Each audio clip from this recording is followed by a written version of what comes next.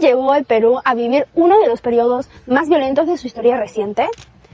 Pues para entenderlo debemos remontarnos a los mediados de los años 80, cuando el Perú se encontraba en una democracia muy frágil, en una economía en caída y el nacimiento de dos grupos subversivos. Lo que empezó en Ayacucho, en Chuschi, se extendió hacia las ciudades con apagones, coches bomba, atentados. Cueto y Contreras señalan que a mediados de los 80 la violencia se volvió parte del día a día. Imagínense. Hacia fines de la década, el mundo estaba desbordado. Cueto y Contreras nos explican que el país se enfrentó al narcoterrorismo, pobreza extrema y un estado casi colapsado. La CVR confirma que esos años concentraron miles de muertos y desaparecidos en un contexto de doble violencia, la subversión y la estatal. Según la Comisión de la Verdad y la Reconciliación, en el tomo 3, en el capítulo 2, el Partido Aprista Peruano comenta de que las causas de que el terrorismo haya avanzado durante el gobierno de Alan García fue, en primer lugar, que el Congreso no haya tenido un plan trazado para poder lidiar con ese problema. También el mismo partido admitió de que había llegado ciego ante esa situación. Mientras que esto pasaba, Sendero Luminoso se seguía expandiendo más en las zonas rurales, donde no había ninguna presencia policial ni otro tipo de presencia del Estado. También creyeron de que la economía y los programas de desarrollo mejorarían o detendrían el avance de Sendero Luminoso. Pero esto solo hizo de que Sendero Luminoso pudiera expandirse más en las zonas más olvidadas del Estado.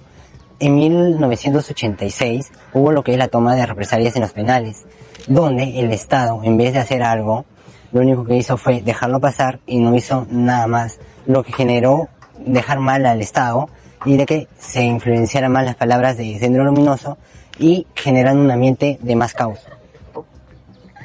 Había tensiones constantes entre el Ejecutivo y las Fuerzas Armadas, y eso hacía casi imposible coordinar una estrategia clara frente a la violencia.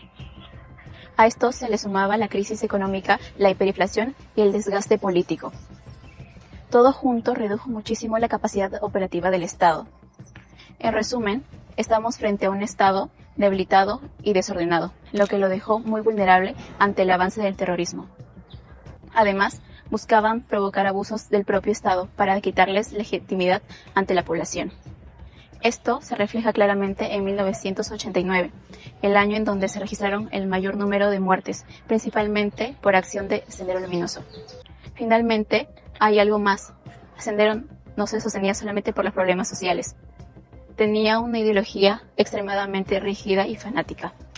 Sus militantes mostraban una disciplina y una visión que no existía en la política tradicional de la época. Esa mística ideológica explica el porqué de su violencia fue tan persistente y radical. Fue la combinación de un Estado sin estrategia, errores graves como el manejo de los penales, una crisis económica profunda y tensiones institucionales internas y una ofensiva senderista altamente organizada y sostenida por una ideología sólida. Esa suma de factores explica el porqué de la violencia llegó a niveles tan altos durante el primer gobierno de Alan García. Gracias a dichos eventos es que la Comisión de la Verdad y Reconciliación nos extiende consecuencias devastadoras.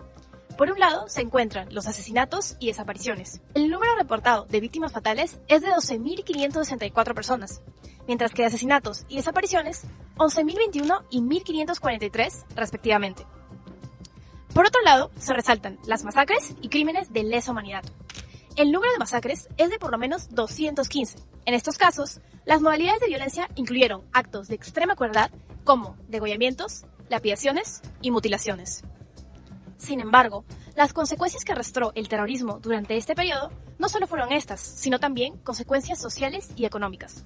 El asesinato sistemático de autoridades y líderes sociales generó un vacío de poder y la desprotección de poblaciones por parte de las fuerzas del orden, que las forzaron a organizar su propia resistencia.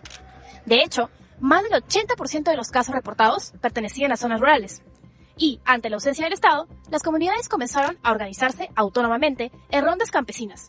En cuanto al impacto económico, se pueden destacar los costos directos e indirectos ocasionados por los grupos subversivos a nivel nacional, que se tratan de aproximadamente 9.184.584.648 dólares. Así también, la pérdida de $2.000 millones por la destrucción de torres de electricidad de alta tensión.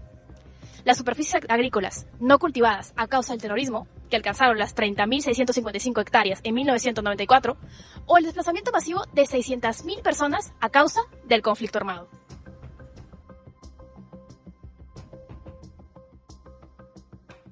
Para empezar, ¿cuántos años tenía usted durante el gobierno de Alan García y dónde vivía en esa época? Yo tenía de 17 a 18 años, vivía en Villa El Salvador. ¿De qué manera el terrorismo afectó su vida cotidiana en esos años?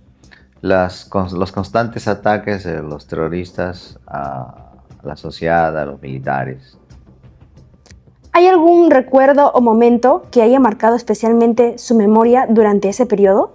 Cuando yo estaba enrolada en la Marina de Guerra del Perú, nos asignaron a traslado de dignatarios. La muerte del vicealmirante Jerónimo Caffarata Marazzi fue atacado por los terroristas, emboscado en la avenida Salaberry, cerca a su base de trabajo, ¿no? A una base destacada para la Marina. ¿Cómo recuerda usted el gobierno de Alan García ante el terrorismo?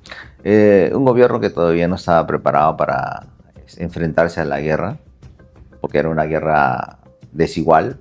Los uniformados eran los que se les veía y a los terroristas no se les veía porque estaban de civil, ¿no? Y era una guerra desigual. Finalmente, ¿qué le gustaría que los jóvenes entiendan sobre cómo se vivió realmente ese periodo? Que las tendencias izquierdistas no nos van a llevar a ningún proceso de paz ni de desarrollo, porque siempre van a querer que seamos iguales y la verdad, cada persona y cada sociedad tiene que crecer de acuerdo a sus propios desarrollos.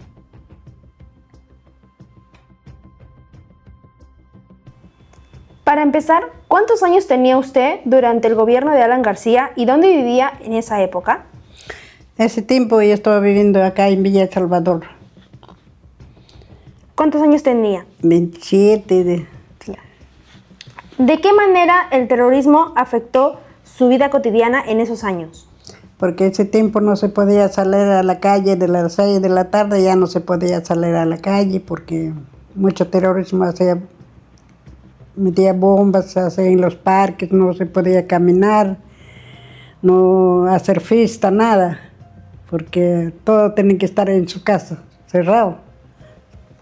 ¿Cómo recuerda usted el gobierno de Alan García ante el terrorismo? Bueno, con Alan García ya no se podía ni comprar nada, porque tenía que hacerte cola a las 2 de la mañana para pan, para que hagas compra, esperar en las tiendas para que te venden una cosita, un kilito de azúcar, un kilito de... Con Alan García era peor de gracia. Hasta las medicinas, ¿cuánto costaba? No sé, a un pobre no podíamos alcanzar. Ibas a un hospital, ni te atendía. No había ni hospitales, ni postas. Ese tiempo Alan García no tenía posta nada. Ni colegio, los colegiantes también estudiaban en una chocita de estera. Todo en estera, llevaban su banquita de, ¿cómo se llama?, de ladrillo. Ese era para los colegiantes. Así estudiaban los niños, niñas, una chocita de estera. Yo le doy un consejo, con amor, con corazón, a todos los juventud, a todos los jóvenes, señoritas, que sean para Dios, que le votan quien es bueno, no robar, no sea ladrón, no sea ratero, no sea flojo, ocioso, ¿no? Trabajar, todos trabajar, luchar, a salir adelante trabajando sobre tu frente. No robar. Ese daría un consejo a los jóvenes que piensan, que votan, que cuál es bueno, cuál es malo, no. Ese sería bueno para los jóvenes, no llevar malos pasos, malos caminos y malos pensamientos. García señala que elementos como el poder judicial, el respeto a los derechos humanos y la conducción política del conflicto podrían convertirse en las mejores armas para lograr la paz, porque permite legitimar al Estado frente a la población y recuperar su confianza. Cuando las instituciones funcionan, la ciudadanía deja de sentirse abandonada y empieza a verse en el Estado una vía real para resolver los conflictos sin violencia. En esta medida, fortalecer las instituciones y no debilitarlas fue uno de los caminos más importantes para pacificar el país, al devolverle al Estado la autoridad moral y democrática que el conflicto había erosionado.